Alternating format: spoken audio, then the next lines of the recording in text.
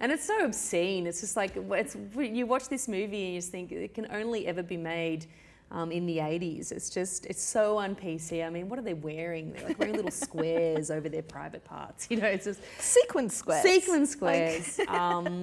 But it's, it's a pretty extraordinary film. And it's definitely one that's ingrained on my memories.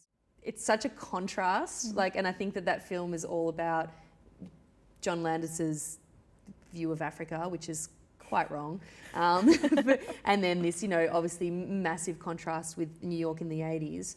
And I guess the kind of music that was going on, and they had that immediate contrast even before it begins to have this incredible African dance, and then this like cheesy R&B sort of soul solo.